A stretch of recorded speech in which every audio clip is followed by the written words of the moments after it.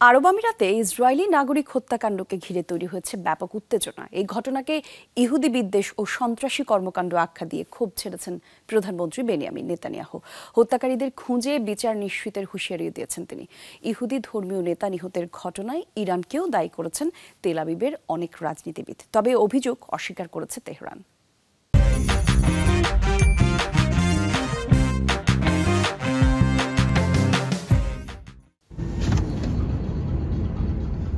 New York ভিত্তিক orthodox ইহুদিদের চাবাদ আন্দোলনের সাথে যুক্ত ছিলেন ২৮ বছর বয়সী জিভি কোগান।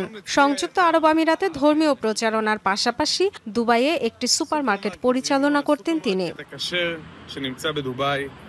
গত বৃহস্পতিবার থেকে নিখোঁজ ছিলেন জিভি। রোববার ওমান সীমান্তবর্তী আল আইন শহর থেকে তার মরদেহ উদ্ধার করা হয়।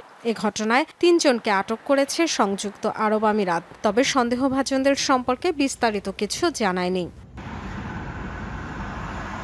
এ ঘটনার পিছনে ইরানের সংশ্লিষ্টতা রয়েছে বলে সন্দেহ করছেন অনেক ইসরায়েলি রাজনীতিবিদ। তেহরানের দিকে সরাসরি অভিযোগের তীর না ছুড়লেও ইহুদি ধর্মীয় নেতা হত্যাকে সন্ত্রাসী কর্মকাণ্ড বলেছেন প্রধানমন্ত্রী বেনিয়ামিন নেতানিয়াহু। দোষীদের বিচারের আওতায় আনার হুঁশিয়ারি দিয়েছেন তিনি।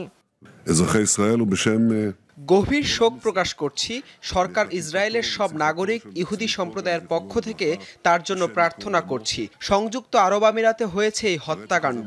একজন ইসরায়েলি নাগরিককে হত্যা ইহুদি বিদ্বেষী এবং সন্ত্রাসী কর্মকাণ্ড। হত্যার বিচারের জন্য সর্বোচ্চ ব্যবস্থা নেবে ইসরায়েল। কাউকে ছাড় দেয়া হবে না।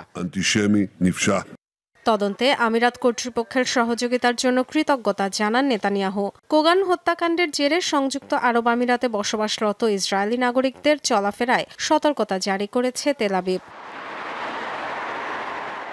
যুক্তরাষ্ট্রের মধ্যস্থতায় ২০২০ সালে আনুষ্ঠানিকভাবে ইসরায়েলের সাথে কূটনৈতিক সম্পর্ক স্থাপন করে সংযুক্ত আরব আমিরাত। ডরোথি তাস্টিন, যমুনা নিউজ।